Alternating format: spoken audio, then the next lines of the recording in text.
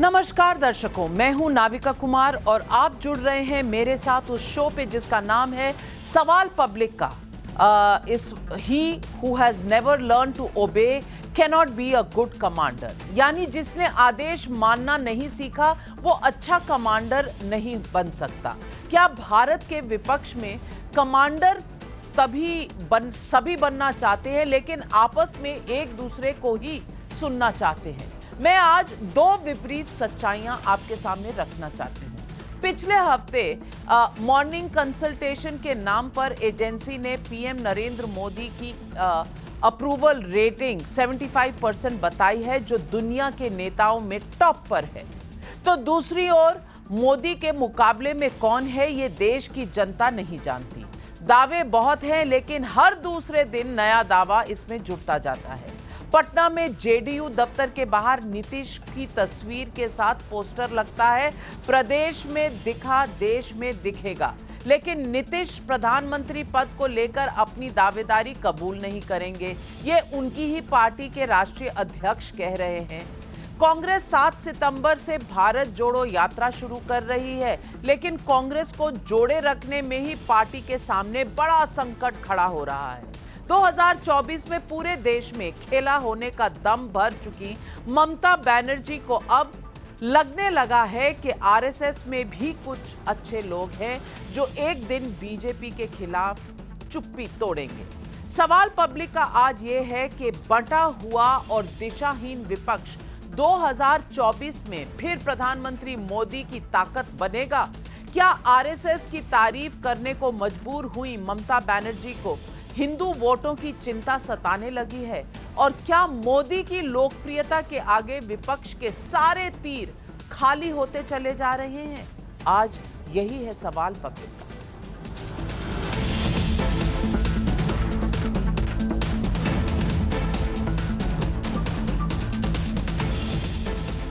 RSS पर ममता बनर्जी ने बयान एक प्रेस कॉन्फ्रेंस में दिया।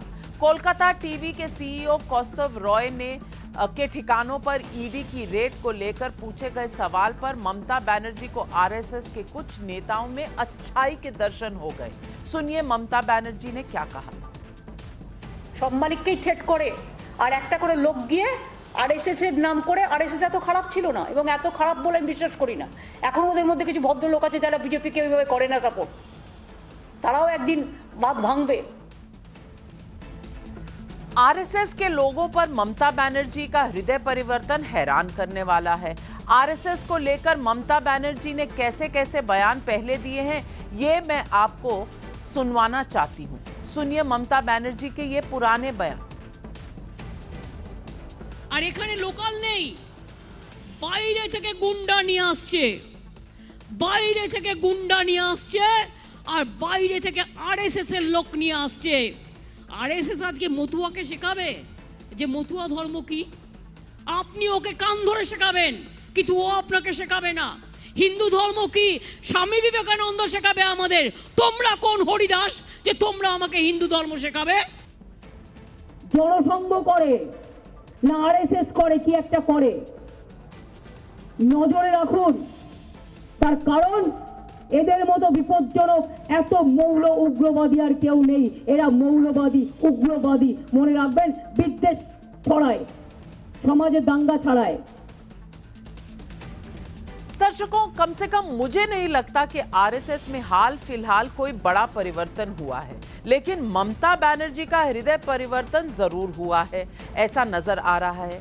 याद कीजिए, पूर्व प्रधानमंत्री अटल बिहारी वाजपेयी के लिए विपक्ष कहता था इंसान अच्छे हैं, गलत पार्टी में है।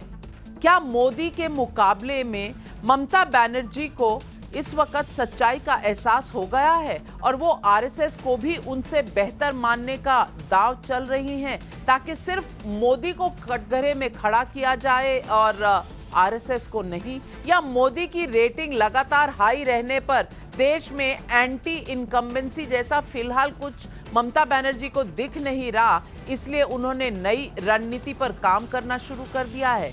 लेकिन फिलहाल मोदी से सीधे ममता टक्कर के लिए दूर की कौड़ी है और संयुक्त विपक्ष जैसा फिलहाल कुछ नहीं दिखता, क्योंकि मोदी से मुकाबले में कई चेहरे हैं और सबकी अपनी अपनी डफली, अपना राग है।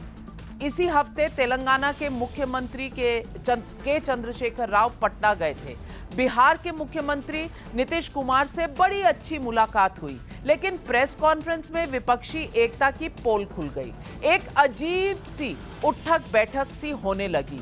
जैसे ही 2024 में नेता की बात पूछी गई, नीतीश भी असहज हो गए, केसीआर भी असहज दिखे और बार बार इस तरफ देखिए कि क्या होने लगा। कोई खड़ा हो रहा है, कोई बैठ रहा है, जाएं कि ना जाएं, बैठे कि खड़े हो जाएं, कुछ समझ में नहीं आ रहा था। ये दृश्य देखिए। 50 मिनट हो गया इस पूरे प्रक्रिया में कांग्रेस पार्टी की क्या भूमिका होगी?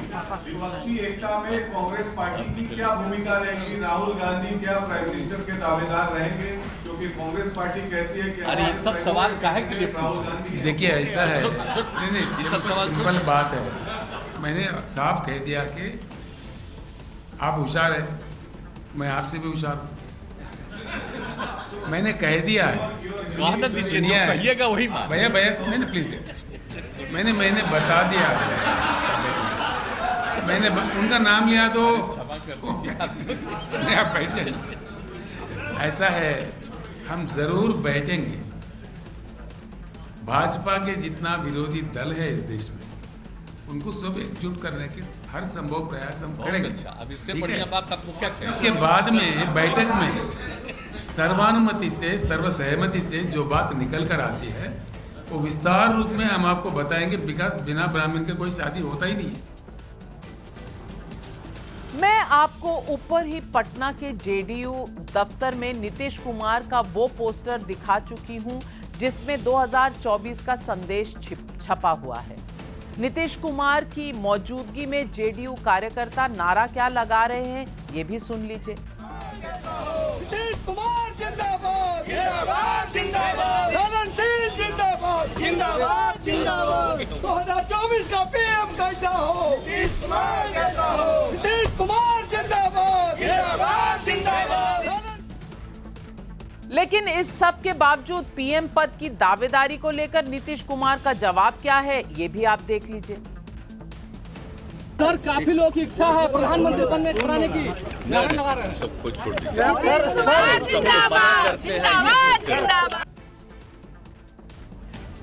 ममता, केसीआर, नीतीश कुमार जैसे क्षेत्रीय दलों के नेता पीएम मोदी से मुकाबला करना तो चाहते हैं, लेकिन उनके सुर और ताल मिल ही नहीं रहे। किसी का सुर कहीं जा रहा है, किसी का ताल कहीं जा रहा है। इस सब के बीच कांग्रेस का हाल क्या है, ये सबसे बड़ा सवाल है, क्योंकि आज की सबसे बड़ी विपक्ष की पार्टी कांग्रेस है। 2024 के पहले कांग्रेस ने भारत जोड़ो नाम से अपना सबसे बड़ा राजनीतिक आंदोलन शुरू करने का फैसला किया है। 7 सितंबर को कांग्रेस 150 दिन की पदयात्रा निकालेगी। कश्मीर से कन्याकुमारी तक राहुल गांधी समेत कांग्रेस के तमाम नेता पदयात्रा करेंगे। लेकिन कांग्रेस में कैसी उठापटक मची है, इसे समझना मुश्किल नहीं, नामुमकिन है। अध्यक्ष पद के चुनाव की मतदाता सूची उजागर हो या नहीं, इस पर तकरार ठनी है। हरियाणा के पूर्व मुख्यमंत्री भूपेंद्र सिंह हुड्डा पार्टी छोड़ने वाले गुलाम नबी आजाद से क्यों मिले, इसे लेकर पूर्व केंद्रीय मंत्री शैलजा कुमारी ने हुड्डा के खिलाफ मोर्चा खोला हुआ है। मोदी सरकार के खिलाफ सबसे बड़ा मुद्दा क्या है, महंगाई या ईडी सीबीआई के छापे या उद्योगपति मित्र, कांग्रेस ये तय ही नहीं कर पा रही। इन हालात में क्षेत्रीय दलों से लेकर कांग्रेस तक मोदी से मुकाबला करेगा कौन, लड़ाई लड़ेगा कौन, इस पर कंफ्यूजन बहुत है, भारी कंफ्यूजन है। तो आज यही है सवाल पब्लिक का कि क्या आरएसएस को लेकर ममता बनर्जी का बयान 2024 चुनाव को लेकर उनकी कमजोरी दिखाता है। सवाल नंबर 2, ममता, नीतीश, केसीआर जैसे नेताओं का एकजुट ना होना मोदी के लिए सबसे बड़ी ताकत है। सवाल नंबर 3, क्या भारत जोड़ो से पहले कांग्रेस जोड़ो के चैलेंज में कांग्रेस फंसकर रह गई है? आज यही है सवाल पब्लिक के, और आज इन सवालों के जवाब हम लेंगे बीजेपी के प्रवक्ता शहजाद पूनावाला से रिजू दत्ता जी हैं प्रवक्ता तृणमूल कांग्रेस के। तहसीन पूनावाला राजनीतिक विश्लेषक, कांग्रेस पार्टी को सपोर्ट करते हैं। नवल किशोर यादव कुछ ही देर में जुड़ने वाले हैं, नेता हैं आरजेडी के। अजीज खान साहब प्रवक्ता हैं समाजवादी पार्टी के। और अवनीजेश अवस्थी जी मेरे साथ इस वक्त स्टूडियो में है, राजनीतिक विश्लेषक है, सीधा सटीक बोलते हैं। लेकिन मेरा पहला सवाल जाता है रिजू दत्ता जी को, तृणमूल कांग्रेस के प्रवक्ता। और रिजू दत्ता जी 60 सेकंड में बता दीजिए, क्योंकि 60 महीने का टाइम तो अब है नहीं, 60 सेकंड में बता दीजिए कि ये आरएसएस आज क्यों अच्छी लगने लग गई है ममता बनर्जी को। कल तक तो कह रही थी उग्रवादी हैं, आरएसएस के गुंडे आते हैं बंगाल में, आज आरएसएस सर्वप्रिय कैसे हो गई। रिजू दत्ता जी, आज देश समझना चाहता है आपसे। नाविका जी, मैं खुल के बताता हूं जो मेरी नेत्री ने कहा है। मेरी नेत्री ने साफ साफ कहा है कि आरएसएस के सारे लोग खराब नहीं होते हैं। जो लोग आरएसएस का नाम लेके अपनी सत्ता के चक्कर में और अपने स्वार्थ को सुधारने के चक्कर में जो आरएसएस का नाम लेके राजनीतिक मंच में अपना खिलौना खेलते हैं, वो लोगों से हमें दिक्कत है। और देश में जैसा चीज हो रहा है, आप देख रहे हैं, देश की जनता देख रही है कि केंद्रीय संस्थाओं द्वारा विपक्ष का गला घोटने की कोशिश की जा रही है और विपक्ष के नेताओं को और जनादेश से आई हुई सरकारों को डिस्टर्ब करने का कोशिश कर रहा है बीजेपी बार बार। मैं एक चीज साफ कह देना चाहता हूं, संघीय ढांचा, लोकतंत्र सब कुछ तारता रहा है इस देश में। जो भी राजनीतिक दल है जिनकी विचारधारा बीजेपी से अलग है, वो साथ आए, एक साथ होकर ये लड़ाई करे, तो मैं दावे के साथ कह सकता हूं कि 2024 में भाजपा वापस नहीं आएगी। और हमारी लड़ाई, तृणमूल कांग्रेस की लड़ाई, मोदी और बीजेपी को हराना नहीं है, भारतवर्ष को जिताने की लड़ाई है। और जो लोग घर घर तिरंगा रैली कर रहे हैं, पहले उनको बोलिए अपने बेटे को तिरंगे से शर्म ना आए, वो थोड़ा सिखा दे। जो लोग नारी शक्ति का भाषण दे रहे हैं, वो लोग रेपिस्ट को माला ना पहनाए, वो थोड़ा सिखा दे। और देश के जनता का मुद्दों को लेकर लड़ाई करे। लोगों को किसी चीज से मतलब नहीं है, उनको महंगाई, मुद्रास्फीति और बेरोजगारी से मतलब है। वो पहले अगर बीजेपी ठीक नहीं कर सका, तो वैसे ही उन्हें सत्ते पे रहने का कोई हक नहीं है, उनको ही खुद छोड़ देना चाहिए। रिजू दत्ता जी, आपके 60 सेकंड कब के खत्म हो गए, पर मैं सोच रही थी कि कहीं ना कहीं आरएसएस वाला आप सीक्रेट पर कुछ लाइट डालेंगे, लेकिन नहीं डाली। शहजाद पूनावाला जी, अब ये कह रहे हैं कि गला घुट रहा है सारे विपक्ष के दलों का। अब आप देख लीजिए वो कैश के बंडल जो मिले थे, अब गला क्यों घुट रहा है। आरएसएस पसंद आने लगी है, मोदी का आज नाम भी नहीं ले रहे। क्या चल रहा है, क्यों ममता बनर्जी आज सडनली आरएसएस को तो पसंद कर रही हैं, लेकिन आरएसएस से जो निकले हैं और देश के प्रधानमंत्री बने, उनका नाम भी नहीं ले रही। Navika, this is not about विचारधारा, इट इज़ अबाउट भ्रष्टाचार का भाईचारा। और इसीलिए मैं आपको बताता हूँ कि जैसे हो रही है भ्रष्टाचार पर वार, ये सारे लोग चिल्ला रहे हैं अत्याचार अत्याचार, ये इनके बीच में जो प्रेम है ये झूठा है, ये प्यार। और जैसे ही कुर्सी दिखी तो ये करते हैं एक दूसरे के साथ काट मार। ये देखिए, जैसे कुर्सी दिखने लगी, और वही प्रधानमंत्री की नहीं, 2024 में कौन विपक्ष का नेता होगा, तो दीदी बोलती है मैं हूँ ना, नीतीश बोलते मैं हूँ ना, टीआरएस बोलती है मैं हूँ ना, राहुल बाबा बोलते हैं मैं हूँ ना।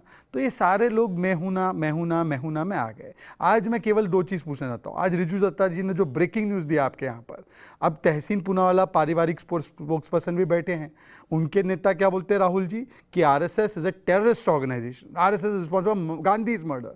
और टीएमसी क्या कहती है। तो ये एक साथ हो ही नहीं सकती। ये एक साथ होते भी है तो केवल इसलिए क्योंकि सब पार्टी में, हर घर तिरंगा तो इनके है नहीं, हर घर पारता है, हर पार्टी में एक एक दो दो पारता है। ये अपना पारता बचाते हैं, ये राहुल गांधी, सोनिया गांधी, ये दोनों पारता भी है। आम आदमी पार्टी में तो 2-3 पारता है, एक पारता जेल में 3-3.5 महीने से। फिर ये समाजवादी के तो पुराने पारता है। आरजेडी का भी अब पारता जुड़ेगा ही, उनका तो पारता 4-5 बार कन्विक्ट हो चुका है। तो हर घर पारता, कैसे बचाए हम अपने पारता को। तो ये सारे लोग जो पारता को एक के बाद एक जेल भेज रहे हैं, क्योंकि कोर्ट के आदेश से हो रहा है, सीबीआई का जो जांच है वो कोर्ट के आदेश से हो रहा है। तो ये सारे लोग कोर्ट और एजेंसीज के खिलाफ अपने अपने पारता को बचाने के लिए एक हो रही है, इसकी लड़ाई है। तहसीन पूनावाला जी, भारत जोड़ो अच्छी बात है, अच्छा प्लान है और 150 दिन का प्लान है। बहुत अच्छी तरह से ये एक फ्लैगशिप पॉलिटिकल कार्यक्रम होता अगर कांग्रेस में कांग्रेस को जोड़ने कोई आता। इस वक्त कांग्रेस इतनी बिखरी हुई है कि क्या आपका अभियान ये नहीं होना चाहिए कि किसी तरह कांग्रेस को जोड़ लो? कोई कह रहा है ट्वीट में, मनीष तिवारी जी कह रहे हैं कि भाई आप चुनाव कर रहे हैं अध्यक्ष के, तो कौन सा इलेक्टोरल कॉलेज है, क्या लिस्टें हैं, सामने करो। कोई कह रहा है मैं अध्यक्ष बनूंगा, कोई कह रहा है, कार्ति चिदम्बरम भी कह रहे हैं कि अरे भाई बताओ तो सही कौन वोट करेगा। अब ये सब तो तय हुआ नहीं। उधर कुमारी शैलजा और भूपिंदर सिंह हुड्डा में लड़ाई है, भूपेश बघेल और टीएस सिंहदेव में लड़ाई है, अशोक गहलोत और सचिन पायलट में लड़ाई है। अब इतनी सारी लड़ाइयां हैं तो पहले पार्टी जोड़ो फिर भारत जोड़ो। नमस्कार नाविका जी, आपकी शो में शिरकत करने का मौका मिला इसलिए शुक्रगुजार हूँ।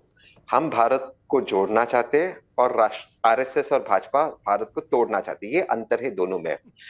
आपने कहा कि टू मच करप्शन वाली जो पार्टी है, उनकी जो नेता है ममता जी, उन्होंने कहा कुछ आरएसएस में अच्छे लोग हैं। इसलिए मैं आपको कहता हूं कि हमारी श्रद्धा सिर्फ और सिर्फ गांधी परिवार में इसलिए क्योंकि गांधी परिवार, नेहरू परिवार कभी भी आरएसएस से कॉम्प्रोमाइज नहीं करेगा।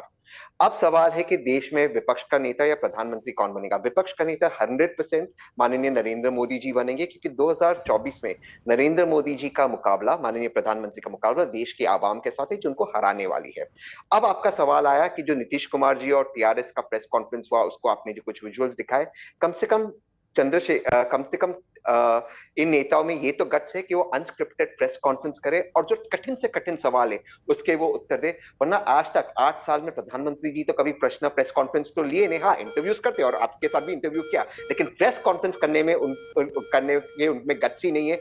और आखिरी बात ये है कि देश को भाजपा से बचाना है और देश को प्रगति के रास्ते पे ले जाना है। आज तो बहुत हिस्टोरिकल डे है, क्योंकि तहसीन पूनावाला जी ने नेशनल टेलीविजन पे, अवनीजेश अवस्थी जी, ये कबूल कर लिया कि ये लोग गांधी परिवार के बिना रह ही नहीं सकते, तो डायनेस्टी के हिसाब से ही चलेंगे और डायनेस्टी के अधीन ही रहेंगे। देश आजाद हो गया होगा, ये आजाद नहीं होंगे। तो ये अध्यक्ष आपने कहा गांधी फैमिली पर ही हमको भरोसा है क्योंकि वो आरएसएस में नहीं जाएगी, तो ऑफिशियली आपने कह दिया गांधी परिवार के अलावा यहाँ कोई अध्यक्ष हो ही नहीं सकता। तो ये शैम इलेक्शन क्यों हो रहा है? ये शैम इलेक्शन क्यों हो रहा है? और इस इलेक्शन के बारे में जो इलेक्टोरल लिस्ट मांगी जा रही है वो तो कोई है ही नहीं, क्योंकि अपॉइंटेड सेल्फ अपॉइंटेड होते हैं और कोई एक वो गुड्डा गुड़िया का खेल होता है, वैसे हाँ ये कह रहे हैं। और पार्टी में भगदड़ मची हुई है और कह रहे हैं कि राहुल गांधी जो हैं वही अध्यक्ष बनेंगे। नाविका जी, कांग्रेस की सच्चाई तो ये है कि वयोवृद्ध गुलाम नबी आज़ाद से लेकर के जिन्होंने 40-50 साल बिताए, बिल्कुल लेटेस्ट जयवीर शेरगिल तक, दोनों कांग्रेस का साथ छोड़ चुके हैं। और जो उन्होंने कहा है ये कांग्रेस के लोगों ने कहा, कोई बीजेपी, आरएसएस, नरेंद्र मोदी या भारतीय जनता पार्टी ने नहीं कहा, कांग्रेस ने कहा है। किसी और पार्टी में भी नहीं गए, बीजेपी में भी नहीं गए, लेकिन उन्होंने अंदर की सच्चाई बताई है। जहाँ तक आरएसएस की बात है तो ममता बनर्जी का हृदय परिवर्तन का सवाल नहीं है। सवाल ये है कि महात्मा गांधी से लेकर के बाबा साहब अम्बेडकर, जवाहरलाल नेहरू, लाल बहादुर शास्त्री, सरदार पटेल, उसके बाद प्रणब मुखर्जी और जयप्रकाश नारायण, यहाँ तक कि इमरजेंसी में जयप्रकाश नारायण ने कहा कि अगर आरएसएस फासिस्ट है तो मैं भी फासिस्ट हूँ। और उसके बाद जब बोफर्स का मसला आया तो राष्ट्रीय संघर्ष मोर्चा बना, तब उसमें आरएसएस का साथ लिया गया। जब ज़रूरत पड़ती है कैमरे के बाहर ये सब लोग आरएसएस से मदद भी लेते हैं, आरएसएस की तारीफ भी करते हैं, आरएसएस की प्रशंसा भी करते हैं, प्रणब मुखर्जी तक। इसलिए ये सिर्फ इतनी सी बात है कि जो कैमरे के पीछे बोलते हैं, ममता बनर्जी के मुंह से कैमरे के सामने निकल गया वो कि आरएसएस में बहुत अच्छे लोग हैं, इसमें कोई दो राय नहीं है। अब जहाँ तक विपक्षी एकता की बात है, एक वो नारा लगा रहा था हमारा नेता कैसा हो, वो पीएम कैसा हो, नीतीश कुमार जैसा हो। नीतीश कुमार नहीं, नीतीश कुमार जैसी पलटी खाने वाली जिसमें भी गुण हो वो प्रधानमंत्री का कैंडिडेट हो सकता है, ये नारा लगा रहे थे वो। नीतीश कुमार के लिए वो कह देंगे कि नीतीश कुमार नहीं, नीतीश कुमार जितनी तरीके से पलटी खा सकते हैं, खाई है, उस जैसा कोई भी व्यक्ति प्रधानमंत्री हो सकता है, ये नारा लग रहा था। एक बात तो तय है ना नाविका जी कि सबने मान लिया है कि अकेले तो लड़ा नहीं जा सकता, तो मिल लो। मिलके क्या हुआ, उत्तर प्रदेश का इलेक्शन, 10 सेकंड और लूंगा सिर्फ नाविका जी। उत्तर प्रदेश में समाजवादी पार्टी ने कांग्रेस के साथ, बीएसपी के साथ, जयंत चौधरी के साथ, तीनों के साथ लड़के देख लिया। ओम प्रकाश राजभर जैसी छोटी मोटी पार्टियों को भी साथ ले लिया, तीनों बार हारे। जेडीएस के साथ सरकार बनाई, वहां गिर गई। महाविकास अघाड़ी की सरकार बनाई, वहां गिर गई। जहां जहां इन्होंने किया है वहां पर कहीं भी सफलता मिलने वाली है नहीं इनको। बिल्कुल। और मैं अब नवल किशोर जी से पूछना चाहती हूँ। नवल किशोर जी, आप तो चाहते हैं कि नीतीश कुमार प्रधानमंत्री का चुनाव लड़ें और प्रधानमंत्री बन जाएं और विपक्ष के कैंडिडेट बन जाएं। ये तेजस्वी जी ने कई बार कहा है। सर आंखों पर हर इंसान को बिल्कुल स्वतंत्रता है कि वो प्रधानमंत्री के पद के लिए लड़े और चुनौती दे नरेंद्र मोदी को। लेकिन ये बात नीतीश कुमार जी क्यों नहीं मान रहे हैं? और वहां ललन सिंह जी कुछ कहते हैं, नीतीश कुमार जी कुछ कहते हैं, पोस्टर कुछ कहता है, नीतीश कुमार जी कुछ कहते हैं, केसीआर कुछ कह रहे हैं, नीतीश कुमार जी कभी खड़े हो रहे हैं, कभी बैठ रहे हैं, कोई फैसला ले नहीं पा रहे, शर्मा रहे हैं कि भाई ये क्या सवाल पूछ लिया। अब नवल किशोर जी, अगर इतना कभी हाँ कभी ना होगा तो जनता विश्वास कैसे करेगी आप पे? नाविका जी देखिए, आपके घबराहट का कारण और भाजपा के घबराहट का कारण एक ही है कि आप समझ नहीं पा रहे हैं कि देश में क्या हो रहा है। पहली बात जो सबसे महत्वपूर्ण है, जो पोस्टर की बात की, उसमें एक सूचना स्पष्ट है, जो प्रदेश में हुआ वो देश में होगा। प्रदेश भाजपा मुक्त हुआ है, अब देश भाजपा मुक्त होगा। और यही भाजपा के परेशानी का कारण है कि वो केरल में जाकर ये बात कहते हैं कि जो लोग भ्रष्टाचार में हैं। अरे पिछले 8 साल से आप शासन में हैं, आपको अपनी बारे में कहने के लिए कुछ नहीं है। और भ्रष्टाचार की जो बात कर रहे हैं, उस बात को तो केवल रणनीति है, आपकी राजनीति है कि पूरे देश को भ्रष्ट कहें और अपने आप को स्वच्छ कहें। ना आप में कोई काबिलियत है, और आप में एक ही काबिलियत है कि आप सारे भ्रष्ट लोगों को अपने पास लाते हैं और उसको वॉशिंग मशीन में धोकर साफ कर देते हैं। यही नीतीश कुमार, जिसके चेहरे पे 17 साल भाजपा शासन में रही, उसको आप आज कहते हैं कि वो कुछ नहीं है। यही आपकी सच्चाई है, आप क्या कर सकते हैं? इसलिए घबराइए नहीं, 2024 में जाएंगे, ये तय है। और ये बिहार से आवाज उठी है, और जब भी बिहार से आवाज उठती है वो नवल अपने किशोर परिणति को जाते हैं। नवल किशोर जी, आप कह रहे हैं हम घबराए हुए हैं। हम तो बिल्कुल नहीं घबराए हुए। घबराहट उनको होती है जो राजनीतिक दलों में होते हैं, जिन्हें सत्ता की चाह होती है। हमें सत्ता की चाह नहीं है। हम तो आम नागरिक हैं देश के, हमें पता है। और पब्लिक जो है वो सब जानती है किसको वोट देना है, किसको वोट नहीं देना है। ये तो आप घबरा रहे हैं, क्योंकि अगर नीतीश बाबू कुर्सी खाली नहीं करेंगे तो तेजस्वी जी मुख्यमंत्री बनेंगे कैसे? आपकी तो इतनी सी घबराहट है सिर्फ। और दूसरी बात मैं बता दूं, आप लड़ते रहे जितना मर्जी। पहले आप गाली गलौज कर रहे थे जेडीयू के साथ, बाद में आपने दामन थाम लिया। और ये नीतीश जी वही नीतीश जी हैं जो कम सीटों से कभी बीजेपी से मुख्यमंत्री बन जाते हैं, कभी आपसे। उनकी सीटें कम की कम ही रहती है। घबराहट हमें नहीं है,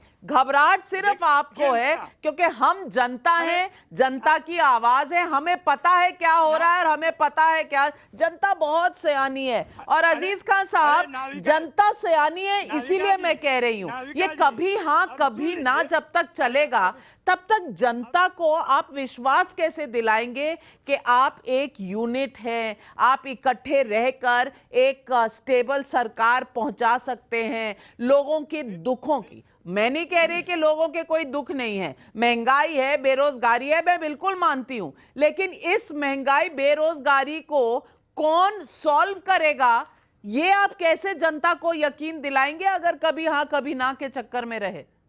देखिए, जनता को तो देखिए नाविका जी, कि पिछले 8 साल जब शख्स महंगाई और बेरोजगारी पर बात करना चाहे और अगर उसका समाधान निकाले तो मुझे लग रहा है कि ये खत्म हो सकती है। लेकिन जब इंसान के अंदर सत्ता की लोलुपता हावी हो जाए, सत्ता की लोलुपता इस कदर हावी हो जाए कि वो प्रदेशों में जो चुनी हुई सरकारें हैं उनको गिराने में मस्त हो जाए, और इस उम्मीद के साथ कि जब इस सरकार को हम गिरा देंगे तो जनता भी मेरे साथ आ जाएगी, इन विधायकों को खरीद लेंगे तो जनता भी मेरे साथ आ जाएगी। तो ऐसी स्थिति में जनता नाराज हो जाती है और सत्ता की जो लोलुपता होती है वो आहिस्ता आहिस्ता खत्म होने लगती है। जनता इनके वादों को और इनके इरादों को समझ जाती है। आज आप देखिए महाराष्ट्र, कर्नाटक, गोवा, मध्य प्रदेश, जितने भी प्रदेश हैं, इन्होंने विधायकों को खरीद तो लिया लेकिन जनता के दिलों पे राज नहीं कर पाए। यही जनता यूनाइट होकर के 2024 में मुत्तहिद होकर के विपक्ष को वोट देगी, क्योंकि जिसको वोट दिया था उन्होंने तो लालच के परत लोगों को कहीं ना कहीं धोखा दिया। आज धोखा इस कदर दिया कि महंगाई, बेरोजगारी चरम पर है, लोग परेशान हैं। बहुत उम्मीद थी लेकिन उम्मीद खत्म हो गई। क्या हुआ? इसलिए आज विपक्ष से लोगों को उम्मीद है और विपक्ष मजबूती से खड़ा है।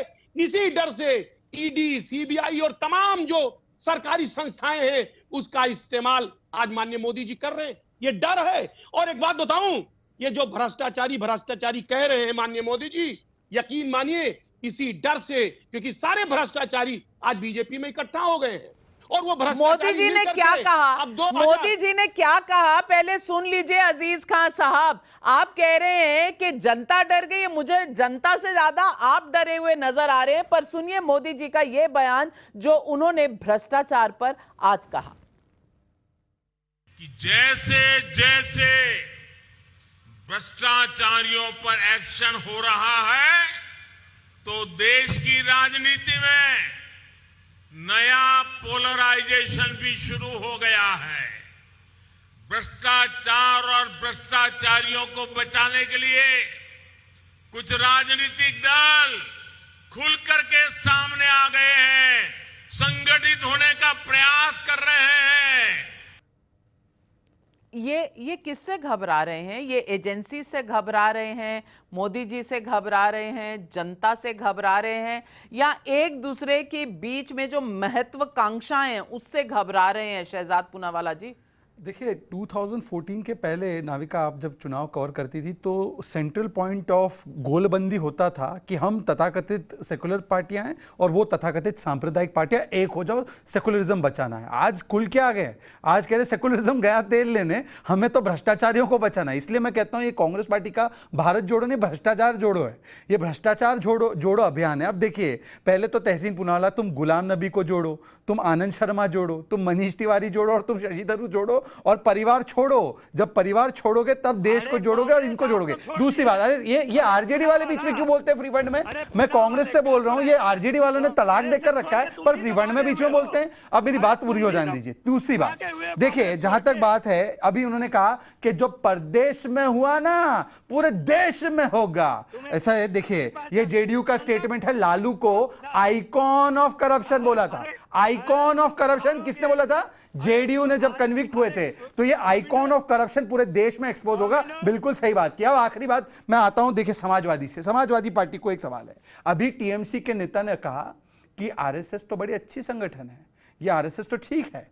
अब मुझे बता दो, यहाँ पे टीएमसी के अलावा यहाँ पे एसपी है, ये तहसीन पूनावाला अर्थात पारिवारिक पार्टी है, और वो आरजेडी है। पहले अजीज खान से पूछो, अजीज खान साहब। नहीं एक सेकंड, नहीं बहुत महत्वपूर्ण है। ये कहते हैं विचारधारा विचारधारा विचारधारा, ये सारा भ्रष्टाचार का भाईचारा। ममता बनर्जी ने ये नहीं कहा। अरे भाई उनका प्रवक्ता बैठा है ना, उनका प्रवक्ता। उन्होंने एक सेकंड नाविका जी, प्लीज एक सेकंड। हमारे साथ अवनीश जी और मेरे साथ ये पिछले शो में थे टीएमसी वाले, उन्होंने कहा कि हमारा टीएमसी से कोई, हमारा आरएसएस से कोई बैर नहीं है। ये उनका अधिकृत स्टेटमेंट है। तो मैं समाजवादी पार्टी से पूछ रहा हूं, नहीं अजीज खान से पहले पूछिए कि ये क्या मानते हैं, इसको सही गलत?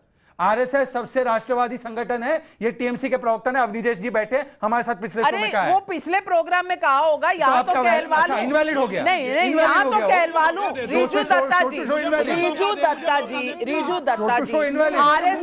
आरएसएस का जो काम है सोसाइटी में, वो महात्मा गांधी, सुभाष चंद्र बोस, भीमराव अंबेडकर, जाकिर हुसैन, दलाई लामा, प्रणब मुखर्जी, सरदार पटेल, सबने, नेहरू ने भी, इंदिरा गांधी ने भी कहा अच्छा काम किया है। मैं ये पूछना चाहती हूं, अब आइडियोलॉजी तो कोई बची नहीं, अब बचा क्या? भ्रष्टाचार। और भ्रष्टाचार सब लोग बचाना चाहते हैं, इसीलिए ईडी जरा सी पहुंचती है आपको डर लगना शुरू हो जाता है। कौन डरता है? नाविका जी देखिए, भ्रष्टाचार का जब बात होता है ना तो सबसे हंसी की बात यह आती है कि जब प्रधानमंत्री जी भाषण देते तो तब याद आता है कि धूल मुंह पे है और आईना साफ कर रहे हैं। अरे जो देश में कोयला की तस्करी हो रही है, गाय की तस्करी हो रही है, वो कोलियरी से लेकर बॉर्डर तक तो जो भी जवान खड़े होते बीएसएफ या सीआईएसएफ का फोटो गाय की तस्करी में कौन पकड़ा गया? अनुव्रत मंडल की बात कर रहे हैं। तस्करी में कौन पकड़ा गया? और इस देश का सबसे बड़ा पप्पू अरे पप्पू, मैंने वही तो बोल रहा हूं, इस देश का सबसे बड़ा पप्पू, इस देश का। अरे आप आरएसएस से बचने चले और आप आए भ्रष्टाचार पे और वहां गाय तस्करी में फंस गए। रीजू दत्ता जी, गाय तस्करी में कौन पकड़ा गया? अनुव्रत मंडल जी पकड़े गए हैं ना। सारा पैसा तो जाता है वो अब देश के नए पप्पू गृह मंत्री अमित शाह जी के पास। उनसे पहले पूछिए ना, वो बीएसएफ सीआईएसएफ। ये किस तरह की भाषा आप बोल रहे हैं? ये किस तरह की भाषा आप बोल रहे हैं रीजू दत्ता जी? रीजू दत्ता जी, अगर सेल्फ गोल हो गया तो हो गया, उसके बाद कम से कम भाषा पर नियंत्रण रखिए। नहीं, एक सेकंड नाविका, इन्होंने कहा कि ये पैसा अमित शाह के पास जाता है। मैं इनको 5 मिनट देता हूं, प्रूफ कर दे। 5 मिनट में प्रूफ करें, इनके पास तथ्य होगा तभी बोल रहे हैं ना, प्रूफ करके दिखाए। ये क्या तरीका है एलिगेशन का? आप क्या गृह मंत्री, देश के गृह मंत्री पे ऐसी बातें करेंगे? देखिए, हम भी लिहाज रखते हैं, आपको अपना स्टेटमेंट जस्टिफाई करने नहीं आता। इसका मतलब ये नहीं कि आप दिखाइए प्रूफ, आप दिखाइए प्रूफ, या तो ये स्टेटमेंट विड्रॉ कीजिए, दिखाइए प्रूफ, या ये स्टेटमेंट विड्रॉ होगा, या ये स्टेटमेंट विड्रॉ होगा। देश के गृह मंत्री, देश के प्रधानमंत्री इस तरह के, आई एम सॉरी, आपके पास कोई प्रूफ है? आपके पास कोई प्रूफ है? एजेंसी के पास जाइए, नहीं है तो इस तरह की मिसगाइडेड मिसाइल्स यहां मत नेशनल टेलीविजन पर छोड़ा करिए। रीजू दत्ता जी, ये बयान वापस लीजिए, क्योंकि तथ्य नहीं है तो ये बयान फ्रस्ट्रेशन दिखाता है आपका। ओपन बोल रहा हूं मैं। नहीं, आपका फ्रस्ट्रेशन फ्रस्ट्रेशन, मैं ओपन टीवी पे बोल रहा हूं, केंद्रीय संस्था जांच करे। नहीं, आप बोलने से कुछ नहीं लगा होता। रहा। अरे बीएसएफ आपके पास एविडेंस है, बोलिए ना।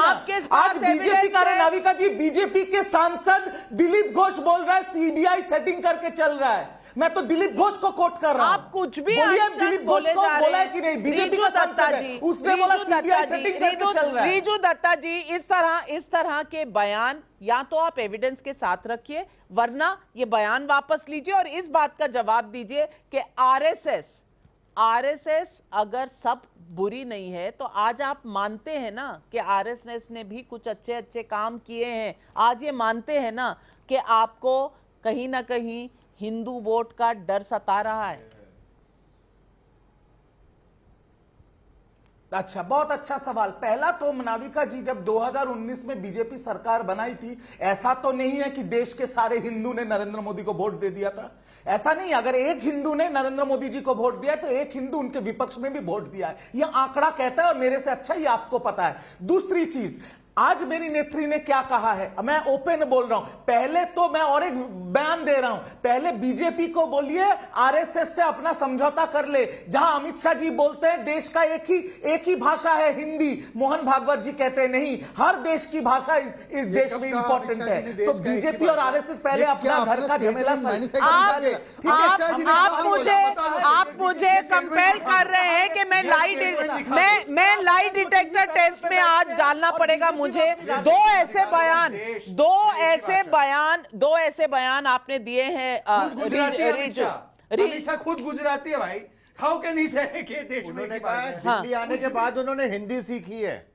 नहीं, लाई डिटेक्टर टेस्ट के घेरे में रीजू दत्ता और मेरी रिसर्च टीम दोनों बयान निकाल रही है और बयान मैं आपके सामने रखूंगी। एक सवाल है रिजू जी से, रिजू जी थोड़ा ये हो रहा है। रिजू जी, राहुल गांधी के लाई डिटेक्टर टेस्ट ऑन कर दीजिए डायरेक्टर साहब। आपने आरएसएस के विषय में अभी अच्छी बात बोली, मुझे बताइए, राहुल गांधी जब बोलते हैं RSS is a terror organisation और ममता दीदी ऐसा नहीं मानती, तो राहुल गांधी गलत है ना? वो ये सवाल आप अपने भाई से पूछिए ना। जो मैं तो आपसे बोल रहा हूं, उनको बताइए। मेरे ही इस गलत दिशा में जाने वाले नहीं है। आप खोलिए उसका, आप उसका आंख जरूर खोलिए। मैं आपसे हाथ जोड़ता हूं, मेरे तो सुनता नहीं है वो, मुझे नहीं ना खोलना। हमारे परिवार आप की कोई मनमोहन सुनता जी है। के टाइम तो पे आप आप ही भी तो समझाइए बोलते थे उसको आरएसएस कि ये आरएसएस नहीं है, जब ऐसी आप जाकर अरे राहुल गांधी शहजाद को भाई, जब communicate आप करेगा। पीएमओ में आप थे खोलिए उनकी मनमोहन आंख, सिंह जी खोलिए के उसकी टाइम आंख। पे, तब मैं आप भी थक तो गया हूं। आरएसएस को गाली मैं तो गलौज कौरव करते की आंख थे। नहीं खोल अभी सकता। आपकी आंखें खुल पांडव गई ने है। कौरव की आंख खोलना छोड़ दिया। जब आप पीएमओ में थे मनमोहन सिंह जी आप के कौरव समय की आंख पे, खोलिए। तब आप भी आरएसएस को गाली गलौज करते थे। आपकी भाई, आंखें अब खुली है ना, देखिए। तो आप खुलाइए। दीदी आप क्या तो बोलती चलिए, थी? हम तो बांग्लादेशियों को पहले हटाओ। पहले अगर आप आरएसएस की बुराई करते थे तो आप गलत थे, आज से मत करिए। तहसीन पूनावाला, आपके लिए ये चुनौती है कि अब आप आरएसएस की बुराई मत किया करिए, करेंगे तो रीजू दत्ता जी आपके सामने खड़े हैं, खबर लेंगे आपकी। मैं बहुत डर गया। लेकिन देखिए, मैं अपनी चीज पर स्टैंड पर खड़ा हूं। प्लीज मेरा लाई डिटेक्टर टेस्ट आप जरूर कराना। आरएसएस के एक प्रचारक यशवंत शिंदे जी ने ऑन कोर्ट इन एफिडेविट ये स्टेटमेंट दिया, ऑन कोर्ट इन एफिडेविट, कि आरएसएस बॉम्ब बनाता है, और आरएसएस के कुछ लोग कॉन्विक्ट भी हुए थे इस चीज के अंदर। कई ऐसी घटनाएं मध्य प्रदेश, कांग्रेस के भी अगर आप मुझे नहीं, कांग्रेस के खिलाफ भी बहुत लोगों ने बयान दिए हैं कि जगदीश टाइटलर और सज्जन कुमार ने सिख राइट्स में सिखों को मारने का आदेश दिया था। ऐसा बहुत लोगों ने बयान दिया है और इस पर मुकदमे भी चले हैं। मैं तहसीन पूनावाला आपसे पूछती हूँ, पूरी कांग्रेस ऐसी है क्या? तो मुझे कोई दिक्कत नहीं है। नहीं, पूरी कांग्रेस ऐसी है क्या तंदूर मर्डर केस में? इन्होंने जो आरएसएस के विषय में स्टेटमेंट दिया है, Rahul Gandhi is already facing defamation case. RSS का कोई भी व्यक्ति कन्विक्ट नहीं। और तीसरी बात जो रिजू दत्ता जी ने कहा, उन्होंने राहुल गांधी के स्टेटमेंट को कचरे के डब्बे में डाला। अगर आपको इस तरह की डिबेट कराना है तो फिर मैं चुप या बैठता हूं। टीएमसी सांप्रदायिक। मैं एक मिनट, लाई डिटेक्टर टेस्ट के घेरे में रीजू दत्ता हैं। ये अप्रैल 2022 का अमित शाह जी का कमेंट है और इसमें उन्होंने कहा है भारतीय अलग अलग राज्यों से आते हैं और उनको अगर आपस में बात करनी है तो they should talk to each other in Hindi. अगर अलग अलग राज्यों से आते हैं, Hindi should be an alternative to English. मतलब अगर आप इंग्लिश बोल रहे हैं और समझ रहे हैं, अगर आपको नॉर्थ के लोगों से बात करनी है तो आप हिंदी का इस्तेमाल कर सकते हैं। दिस इज, अगर आपको अलग अलग राज्यों से आए हुए लोगों से बातचीत करने में दिक्कत है तो इंग्लिश भी इस्तेमाल कर सकते हैं, जो साउथ में लोग समझते हैं। नॉर्थ के लोगों से बात करनी है तो यू शुड यूज हिंदी। अब इसमें you have to use, you must use. उन्होंने बोला एक ही लैंग्वेज है। हाँ, उन्होंने बोला एक ही लैंग्वेज रहेगा, हिंदी। ये उनका स्टेटमेंट था रिजू का। हाँ, तो आप गलत बोल रहे थे। लाई डिटेक्टर टेस्ट में आप फेल हैं रीजू दत्ता जी, और कभी कभी गलती मान लेने से कोई प्रॉब्लम नहीं होती। उन्होंने ऐसा कभी नहीं कहा कि देश में एक ही भाषा है वो है हिंदी, ये कभी भी नहीं कहा। आप मिसकोट कर रहे हैं, मिसकोट मत किया करिए। ठीक है, अब मैं अपनी बात सकता हूँ जी? तहसीन पूनावाला जी, यशवंत शिंदे जी का ऑलरेडी एफिडेविट है कि आरएसएस बॉम्ब इसलिए बनाती कि देश में अशांति फैले। दूसरी बात, मैं ऑन रिकॉर्ड नहीं, इस केस में अगर छोड़ दीजिए, चलिए आप है। कंटिन्यू कर दीजिए। आप कंटिन्यू कीजिए, मैं चुप बैठता हूं, वरना मैं अपने बाकी के फैक्ट्स रख दूं। तथ्य ये भी है कि अवस्थी जी ने आपके शो पे कहा कि अंबेडकर जी ने आरएसएस के शाखा में गए। आरएसएस के शाखा में बाबा साहेब अंबेडकर कभी नहीं गए। रिप्ले करो मेरा वक्तव्य रिप्ले करो यार। ये अगर मैंने ये बोला होगा, उन्होंने कहा तारीफ नहीं तो हाँ नहीं, आज के बाद टीवी पर बताना फिर।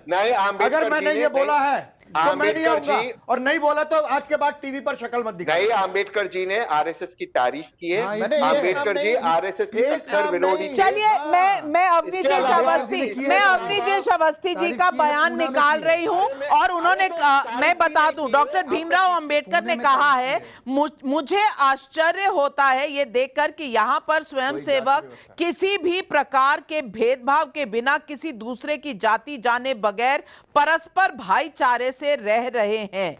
ये कहा था। अगर ये आपको तारीफ नहीं लगती तो मुझे पता नहीं क्या तारीफ लगती है। और मुद्दा ये है ये आरएसएस में तो उलझा रहे हैं, लेकिन ये नहीं बता पा रहे कि 2024 में विपक्ष का नेता है कौन? राहुल गांधी, जिससे अपनी पार्टी नहीं संभाली जा रही। करने नहीं देगी तो मैं इस पे उत्तर दे देता हूं। 2024 में विपक्ष का नेता देश की आवाम है, जितने भी इस वक्त के विपक्ष के एमपीज हैं जो सिलेक्ट होकर आएंगे, जैसा देश का संविधान सिलेक्ट होके कहता नहीं, है, इलेक्ट होके। जो देश के एमपीज हैं, इनको सिलेक्शन का भूत सवार रहता है। ठीक है, इलेक्ट जो होके देश आएंगे। के ठीक है, जो देश के एमपीज है जो इलेक्ट होकर आएंगे, हाँ। वो इलेक्ट करेंगे देश का प्रधानमंत्री, जैसे देश का संविधान कहता है। इसमें ये देश का संवैधानिक प्रक्रिया है। बाबा साहेब आंबेडकर ने अपने कॉन्स्टिट्यूएंट असेंबली में कहा था, क्यों हमारे देश में प्रेसिडेंशियल फॉर्म ऑफ डेमोक्रेसी नहीं हो सकती, प्रधानमंत्री के नाम पे चुनाव नहीं होता, पार्टी जीतती है तो एमपीज चुनेंगे, उनका प्रधानमंत्री कौन होता है, आप उसको सिलेक्ट या इलेक्ट कह दो, वो एमपीज चुनेंगे जो इस वक्त के विपक्ष के एमपीज है, वो इलेक्ट करेंगे। यानी आपको क्योंकि वो सिलेक्ट विपक्ष और के इलेक्ट एमपीज में फर्क ही नहीं पता। अखिलेश यादव राहुल गांधी को सपोर्ट करेंगे 2024 में प्रधानमंत्री के कैंडिडेट के लिए, हाँ या ना? देखिए हाँ या ना? हाँ या ना? देखिए नहीं कुछ नहीं, हाँ या ना? हाँ या ना? मैं कह रहा हूं, ये मेरी बात सुन लीजिए। हाँ या ना? हमेशा, अरे मेरी बात तो सुनिए, भूमिका मत बांधिए, हाँ या ना? भूमिका है ही नहीं। डॉक्टर साहब, आपने परीक्षा तो दी होगी, उसमें अगर ऑब्जेक्टिव टाइप क्वेश्चन आएगा और उसमें सिर्फ ऑप्शन आपके पास हाँ या ना के हैं तो आप क्या करेंगे? फेल हो जाएंगे। ऐसे मत करिए, हाँ या ना में जवाब दीजिए। के सामने ये सवाल ही नहीं कि किसको चुना जाए। मैं फिर एक बात बता दूं, बहुत आसान है। टीचर ने आपको डिस्क्वालीफाई कर दिया इस परीक्षा में। नवल किशोर जी, आप डिस्क्वालीफाइड है, आपको जवाब देना ही नहीं आ रहा। मल्टीपल चॉइस क्वेश्चन में हाँ या ना का चॉइस है, आप लेक्चर दे रहे हैं। नवल किशोर जी, मैं आपसे पूछ रही हूं, राजस्थान से शिशुपाल का सवाल है कि ये पोस्टर लगाकर दबी दबी आवाज में नीतीश अपनी पीएम पद की उम्मीदवारी क्यों घोषित कर रहे हैं, और जब डायरेक्ट सवाल पूछा जाता है तो मुकर क्यों जाते हैं? अगर लड़ना है तो शेर बनकर आइए, लड़िए। देखिए, समझ का फेर है, उसमें जो लिखा हुआ है उसका मतलब स्पष्ट है। अच्छा। और मैं आपको बता रहा हूँ, सुन लीजिए, पहले मैं बता रहा हूँ। अरे शहजाद पूनावाला, कांग्रेस से भाग के आए हो ना, शांत रहो। मैं बोल रहा हूँ कि उसका मतलब ये है कि उस पोस्टर में कहा जा रहा है कि बिहार प्रदेश ने भाजपा मुक्त हुआ है, अब देश भाजपा मुक्त होगा, यही संदेश है। और नेता कौन होगा ये तो आपको बताना पड़ेगा। क्या कितनी सीटें हैं भाजपा की? बिहार में कितनी सीटें हैं? शहजाद पूनावाला जी जरा बता दीजिए, नवल किशोर जी को पता नहीं है कितनी सीटें हैं भाजपा की। भाजपा मुक्त है क्या बिहार? देखिए, फैक्ट में बता दीजिए। अरे भाजपा मुक्त हो गया ना, अकेले है, सात दल एक साथ है, ये नैतिकता मुक्त लोग हैं, ये और ये इतना नैतिकता है कि इसको समझ में नहीं आता कि क्या बोले। जी नवल किशोर जी, मैं आपको सीट्स का पोजीशन बता देती हूँ बिहार में क्या है, बता रही हूँ। आप तब तक धैर्य रखिए। और आप कह रहे हैं पब्लिक को समझ में नहीं आ रहा, तो शिशुपाल जी, आरजेडी की तरफ से आपके लिए जवाब ये है कि पब्लिक समझ नहीं रही है, पब्लिक पोस्टर का मतलब समझ नहीं रही है, जो समझ आ रहा है सिर्फ इनको समझ आ रहा है। हम लोग सब नादान है। शहजाद, मेरा देखिए, मुझे लगता है कि व्यवधान। अच्छा, अब मैं आपका फेडर लोअर करूंगी। डिबेट की टॉपिक पे आते हैं। इन्होंने कहा कि हम सब एकजुट है, जनता वर्सेस पीएम है, जनता हमारे साथ है, हम विचारधारा पे लड़ रहे हैं, हम देश बचा रहे हैं, तो देश बचाने के लिए एक आएंगे। मैं इनसे एक ही सवाल पूछ रहा हूँ। रिजू दत्ता ने आज आरएसएस के विषय में एक स्टेटमेंट दिया। तहसीन पूनावाला, अजीज खान और आरजेडी, इतने ही वैचारिक ये लोग जो है कॉलोनियल कजिन्स है, तो ये एक बार तो बता दे टीएमसी सांप्रदायिक है या टीएमसी सही है, फिर ये बातें करे। मैं तो इनसे ये भी नहीं पूछा तुम्हारा पीएम कैंडिडेट कौन, जब भी पूछते हैं बोलते जनता बताए, जनता वर्सेस पीएम, जनता वर्सेस पीएम। इनको तो अपने नेताओं पे भरोसा नहीं। तहसीन पूनावाला तो शर्मिंदगी महसूस कर रहे हैं कि कैसे मैं राहुल गांधी का नाम ले लूं। वो अजीज खान बोल रहे मेरे नाम पे क्यों डाल रहे हो राहुल गांधी का, अखिलेश जी डांटेंगे मुझे। वो आरजेडी वाले भी बोल रहे तेजस्वी बेटर है, ये राहुल का नाम मत लीजिए। तो इनसे पूछिए मत ये कौन पीएम कैंडिडेट है, इनसे सिर्फ इतना पूछिए इज ममता राइट और ममता इज रॉन्ग, बस। मैं आज पब्लिक के सवाल रख रही हूं। अनुभव चौधरी देहरादून से, तनु श्रीवास्तव वाराणसी से पूछ रहे हैं पब्लिक के ये सवाल।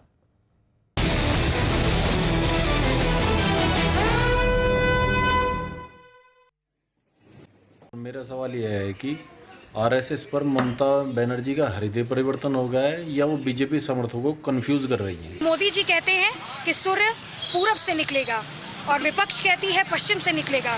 इस नेगेटिव कैंपेनिंग से मोदी जी का मुकाबला विपक्ष कैसे कर सकेगा? चलिए, पहले सवाल का जवाब रिजू दत्ता जी, आपकी ये हृदय परिवर्तन हुआ है ममता जी का, या बीजेपी के वोटरों को कंफ्यूज कर रही हैं? बीजेपी के वोटरों से और आपसे भी नाविका जी मेरा एक सवाल है। जो आपने अभी एक एमसीक्यू पूछा था ना, तो मैं भी आपको एक ऑप्शन देके एक सवाल पूछता हूं और शहजाद को भी पूछता हूं। पहले आप जनता के सवालों के जवाब दे दीजिए। सपोर्ट करे प्रधानमंत्री कैंडिडेट सवालों के जवाब क्या दे बीजेपी दीजिए, सपोर्ट करेगी मोदी को? उसके बाद आप मुझे सवाल पूछेगा। पहले जनता बॉस है आपकी। मैं जनता को इतना ही जवाब दूंगा, मैं जनता को इतना ही जवाब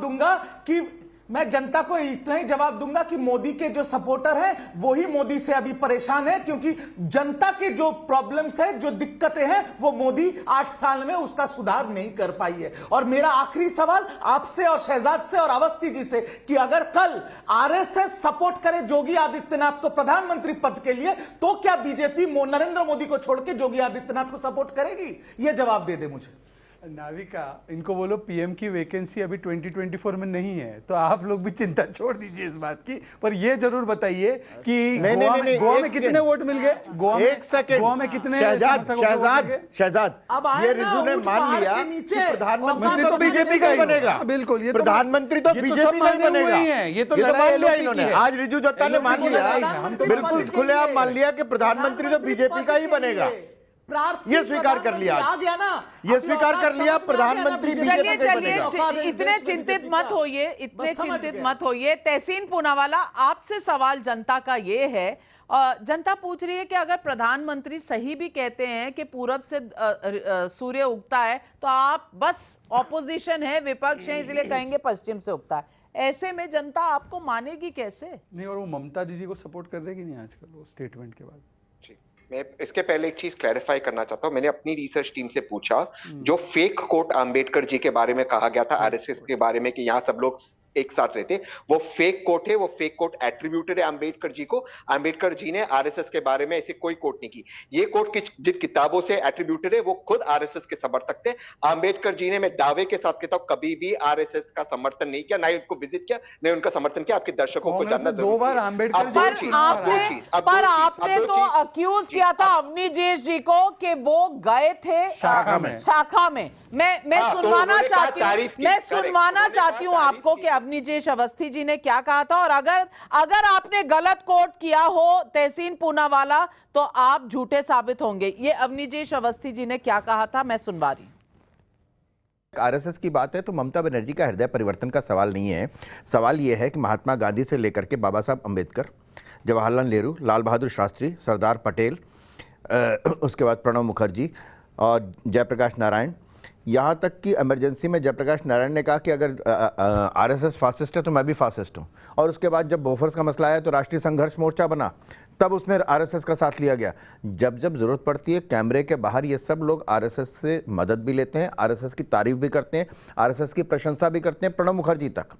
इसलिए ये सिर्फ इतनी सी बात है कि जो कैमरे के पीछे बोलते हैं, ममता बनर्जी के मुंह से कैमरे के सामने निकल गया वो कि आरएसएस की शाखा में जाने वाली बात सुनाई नहीं दी। जो आपने एलिगेशन लगाया था, आरोप लगाया था तहसीन पूनावाला, लाई डिटेक्टर टेस्ट, अगर लाई डिटेक्टर का सर्कल इनके पिक्चर के अराउंड लगा दिया जाए तो कम से कम जनता को यह पता चल जाएगा कि तहसीन पूनावाला जी मिसकोट करते हैं, मिथ्या कथा बोलते हैं। आप अंबेडकर को मिसकोट कर रही है। आपने ये कहा था। आप गोल पोस्ट बदलते रहिए। आप ही का क्रिकेट फील्ड है, आप ही का बॉल है। आप गोल पोस्ट कहीं भी ले जाइए, अपने साथ लपेट कर घर भी ले जाइए और कहिए कि मैं जीत गया। तहसीन पूनावाला, ऐसे नहीं होता है। मैं पूछ रही हूँ, पब्लिक के सवाल का जवाब दीजिए। पब्लिक कह रही है, आप कैसे कन्विंस करेंगे पब्लिक को, क्योंकि आप तो ये भी नहीं मानने को तैयार है। अगर मोदी कहे कि सूरज पूरब से निकलता है तो आप वो भी नहीं मानते।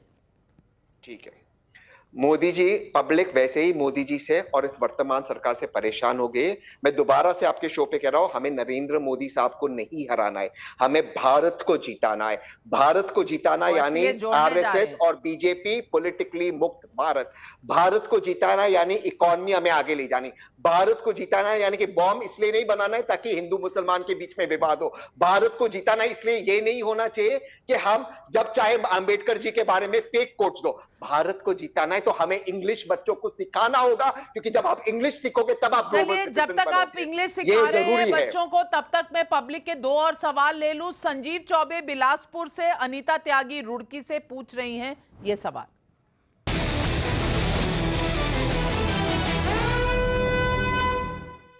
मेरा सवाल है, 2014 से पहले नीतीश कुमार पीएम के मटेरियल बताए गए थे, 2024 में कुछ ऐसा होने वाला है क्या? विपक्ष के प्रवक्ताओं से ये पूछना चाहती हूँ कि मोदी के मुकाबले विपक्ष का सबसे बड़ा नेता कौन है? राहुल, नीतीश, ममता, केसीआर या पवार या कोई और?